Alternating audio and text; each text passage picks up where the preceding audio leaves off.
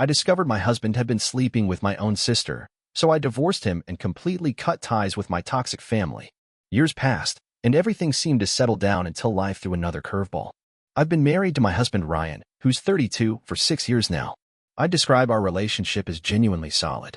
Sure, we had our share of typical couple arguments over time, but we worked through them and built something strong and caring. Everything was fine up until about 8 months back when my sister Star, who's 28, decided to move back to her hometown after living in Florida since she turned 18. Her longtime boyfriend left her out of the blue, packed up, and disappeared into another city, leaving her broke and stuck. No one really knows for sure why they split.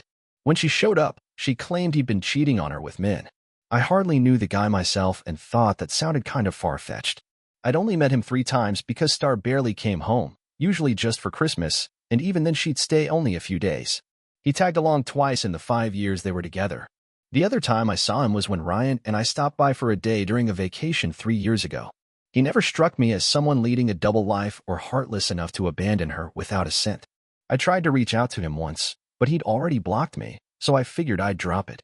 Star ended up living with our parents, Gina and Jimmy, for the first month she was back. She was having trouble landing a job, so I suggested Ryan might be able to help her since he holds a pretty senior position at his company and could pull some strings. He did, and she managed to get hired in his department, doing work that actually fit her background. Just so you understand, my sister and I have never been especially close. She's always been the golden child in our mother's eyes, and our dad never stood up to her about it. It wasn't glaringly obvious, but there were endless small examples. Like, when we both turned 16 and got cars, mine was an old Dodge Neon that already had 8 years on it, while she got a nearly new Mitsubishi Eclipse. Her dance lessons, costumes, and trips racked up thousands in costs, and they never hesitated to pay. Meanwhile, if I asked for $50 to join a volleyball camp at the local college, they'd give it to me but acted like I'd asked them to fund a personal stadium. The thing that really stung the most happened when I was 17. I was out with my boyfriend, lost track of time, and rolled in 15 minutes past curfew. My parents took my car away for an entire month. Then the next year, Star came home 2 hours late reeking of weed, and all she got was a lecture. I honestly didn't feel too broken up when she went to college and stayed in Florida. Even with all that history, she started showing up at our house more and more, which at first I thought was kind of nice, like she was finally trying to bond with me. But soon I noticed she and Ryan were acting pretty cozy. They'd sit around talking about just about anything for hours. They developed little inside jokes that I was never part of. Anytime I tried to join in, they'd wave it off and say it was just something about work. When I asked Ryan what was going on, he claimed they simply shared a lot of interests and had a bunch of projects together. The first real warning sign came about a month in, when I started coming home from work and finding her already at our place. Ryan and I don't have the same work hours. He does the standard 8 to 4:30, while I'm on a 10 to 7 schedule. This kept happening, and every time I brought it up, they'd say they needed to work on something. 2 months ago, something happened that made me question whether I was imagining things. Every morning before I leave, I make the bed the same way, with the open sides of the pillowcases turned outward. That day, Star had been over. Later that night, after she'd had dinner with us and gone back to my parents' house, I got into bed and noticed 2 pillows were flipped so the openings faced inward. I asked Ryan if he'd been in the bed, and he looked startled for a moment but told me no. I asked why he seemed shaken. He said I must have remembered wrong because nobody had touched the bed. I even searched through his phone and laptop behind his back but came up empty. Then again, they spent 40 hours a week together and hung out after work. Why would they need to text? I honestly felt like I was losing my grip on reality. 2 weeks ago, my parents invited us over for dinner. Everything was going fine until I caught something out of the corner of my eye. Ryan was walking past Star, and she reached out to lightly grab his arm. He turned toward her, and she leaned in to whisper something. For just a second, they touched foreheads. Ryan flinched and kept walking like nothing happened. Star looked at me with this little smile before going back to whatever she was doing. I'm not stupid. I can see all the signs piling up. I just don't want to accept it. I've loved my husband since I was 21. I put together a weekend trip to the city, thinking I'd confront him there. I really prayed I was wrong. But now I have to face it, you were all right, and my whole world has collapsed. We went off on our weekend trip. Friday night was lovely. We had a few drinks, we danced, and later we were intimate. The next morning, we had a bunch of plans lined up, and honestly, I almost kept my mouth shut. Part of me just couldn't believe he'd be doing that with her and then turn around and act like everything was fine with me. I was so horribly mistaken. As we were getting ready to head out for the day, I looked him straight in the eye and asked outright if he was having an affair with my sister. His eyes filled up with tears, and he admitted it, he was. My chest felt like it caved in. I asked him why he would do that to me. He kept saying he was sorry, that he never intended for it to happen, but that they just connected, and one thing led to another until they were kissing and going even further. I needed to know if they'd been using our bed when I was at work, and when I asked, he turned his head away, ashamed. That was it for me. I grabbed my purse and walked out. I didn't take anything else, just drove back home by myself, leaving him standing there. A few hours later, he came back in an Uber with some of my things. He tried apologizing again, but I wouldn't even look at him. Through all my crying, he packed a bag and left to stay in a hotel. The next day, I told my parents everything. Turns out, they already knew. They said they were sorry it happened and mentioned that Star had left the night before and probably wouldn't be around for a few days. I'm almost certain she went straight to Ryan. That was 3 months ago now. Our divorce is nearly finalized. Ryan got himself an apartment right away, and Star moved right in with him. I only speak to him about the divorce stuff. At first, he told me I could just keep the house and our savings, probably because he felt so guilty. But a few days later, he changed his mind and said we'd have to split the house. I could tell that was Star whispering in his ear. Luckily, I'd already transferred the money into a new account, so at least there was no argument over that. Just like that, 9 years of my life disappeared. He has no clue what he's in for with her. She's selfish to the core and will toss him aside eventually.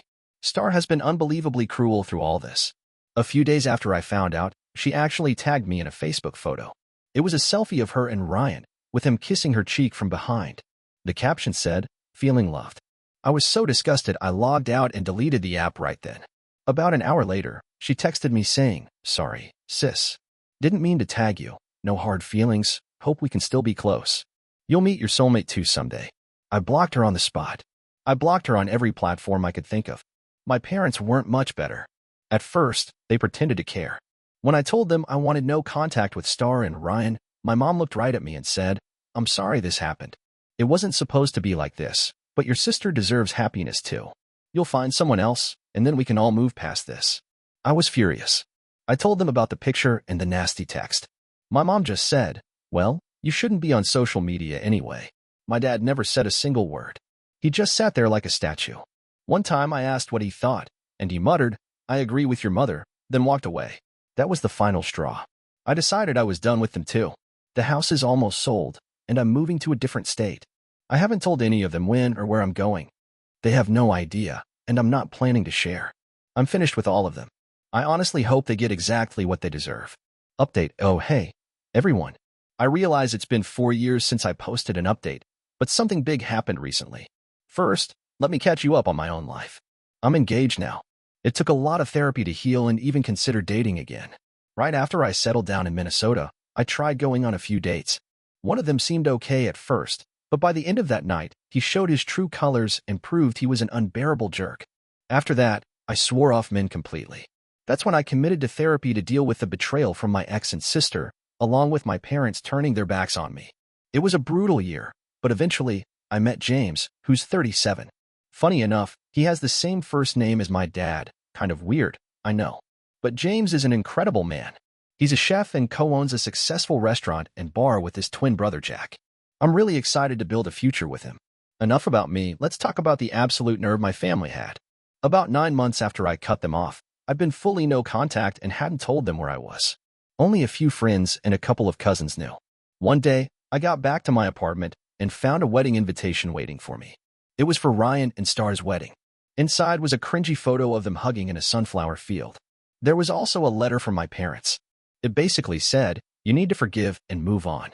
We know things weren't handled the best, but we're still family, and families work through problems." They claimed Star really wanted me to be a bridesmaid since she'd been one for me. I mean, what? The actual hell? That letter ripped open every old wound I'd worked so hard to heal. My therapist got plenty of overtime thanks to that nonsense. Looking back, I can laugh about it, but at the time, it hurt like hell. I never replied. The only thing I did was figure out which relative had leaked my address and cut them off too. Which brings us to the latest drama. Just last week, Ryan himself showed up at my place.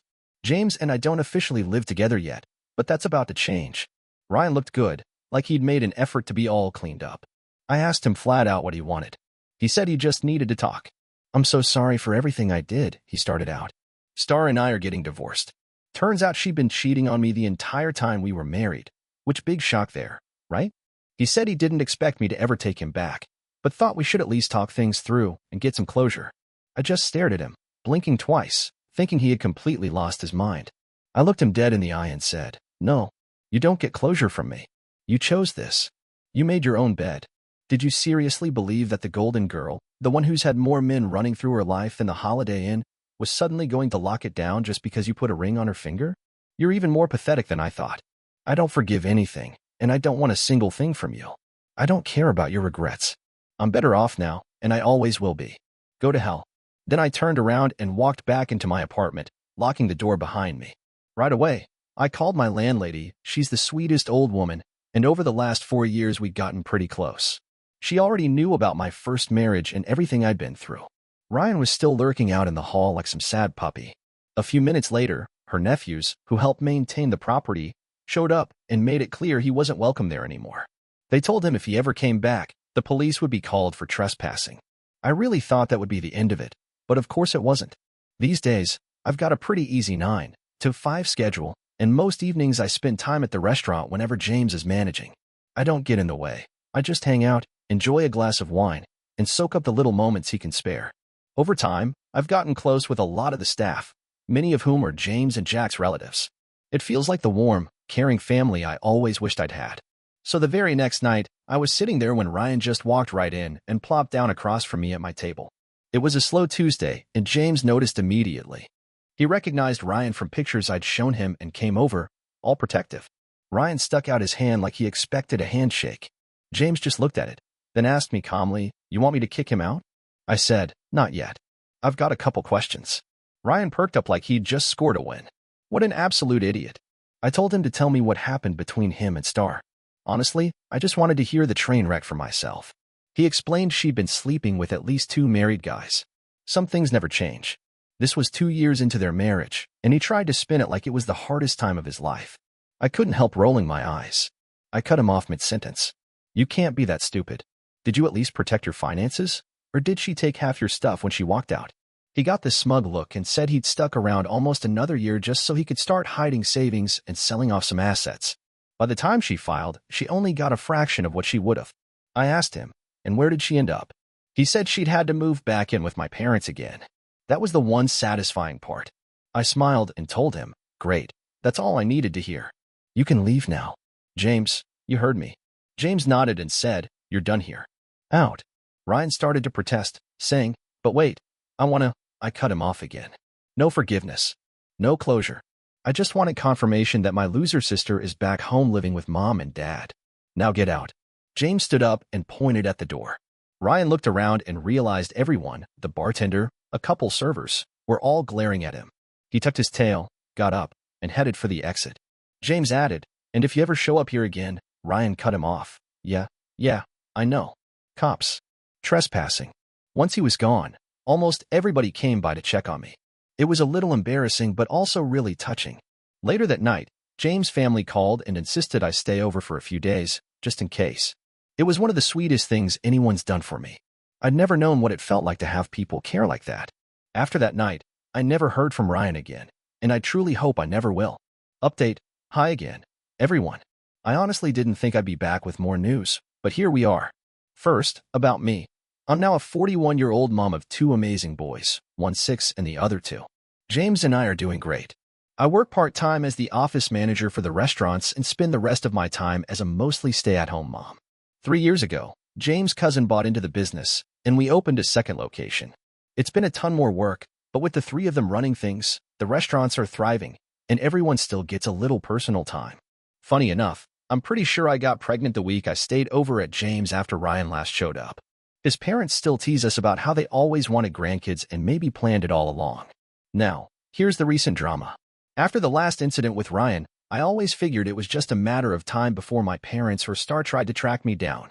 It didn't happen right away, and I got comfortable, rejoining social media and feeling secure in my new life. I stayed no contact with almost all my relatives, but deep down I knew they could find me if they really wanted. It wasn't until after my first son was born that I got my first message. It was from my mom. She offered some half-baked apology, talked about forgiveness, and asked about her grandson. I was about to just block her, but the way she implied my child was her grandchild ticked me off. So I responded, "You don't have any grandchildren. I'm not your daughter, and my kids aren't related to you. If you want grandkids, maybe tell Star to get out there and do what she does best." Then I blocked her. She kept making new accounts to contact me, but I ignored every attempt. That leads us to the latest mess. Recently, I started getting swamped with messages and requests begging me to talk. Some were long stories about how much they missed the kids and wanted to patch things up. I didn't care. I have no intention of letting them back in my life. But then the unexpected happened. Star herself began reaching out. She wasn't saying much, just that she really needed to talk. After about 3 weeks of this, I agreed to a Zoom call, just me, no kids. As soon as it started, they kept trying to ask to see the boys. I stood my ground. It was never going to happen. They asked if my boys only had 3 grandparents, James's mom, dad, and grandma. And that was it? I could tell by then that this whole thing wasn't just some sentimental plea. Star looked downright awful, pale and drawn, and my parents seemed older and worn out. As soon as we started talking, they all launched into apologies, even Star. She said she regretted everything she'd done and wished she could have her sister back in her life. That was honestly laughable to hear. Then Mom jumped in, delivering her usual speech about families sticking together and supporting one another. When she finished, I looked them dead in the face and asked, "That's it? That's all you've got? Because if so, I'm done here." I stood to leave, but they practically yelled for me to wait, and suddenly, the mask came off. The real reason spilled out. Star had been having serious health problems over the past couple years, and her kidneys were failing. She needed a transplant to survive. That was why they'd been so desperate to contact me. Apparently, a family member was the most likely candidate for a match. I asked point blank, "So this is why you're here? You want me to save her life? After she destroyed mine. My husband wasn't enough. Now she needs a piece of me too?" My mother snapped at me, "Stop being like this. That was all years ago." Her voice broke as she kept talking. "I know you hate us, but she's going to die if she doesn't get this transplant. Is that what you want? I know you feel she betrayed you in the worst way, but can't we set that aside, just this once?" I went quiet, wanting to see if they'd keep digging themselves deeper. Finally, my dad spoke up for once. He said, "Look, we're sorry about how everything went down, but we're in a bad spot. Between Star's medical bills and us getting older, we've got a mountain of problems. We need you to come back to Missouri and get tested, and we could really use a little help financially, or we might lose the house. So, you want my kidney and my money," I said. Dad tried to protest, "Don't put it that way." Then Star looked at me with tears in her eyes and said, "Please, just come home. I don't want to die. I need my big sister. Can you at least find out if you're a match? If you're not, we'll leave you alone forever." I told them I'd think about it and do some research, and that I'd give them an answer tomorrow. After I hung up, I went straight to James and laid it all out. He told me whatever I decided, he'd stand by me. Then he asked if we should all travel there together or if he should come with me. I told him no, I needed to do this alone. I let them know I'd do the lab work in Minnesota first. If it turned out I was a match, I'd go there and we could talk about everything else in person. About a week later, the results came back, and sure enough, I was a perfect match. I agreed to drive back to St. Charles. By the time I got there, Star had gotten worse and was already in the hospital. That at least stopped them from trying to rope me into any fake family dinners. Even then, whenever they had a spare moment, my parents still dropped hints about needing help with their finances.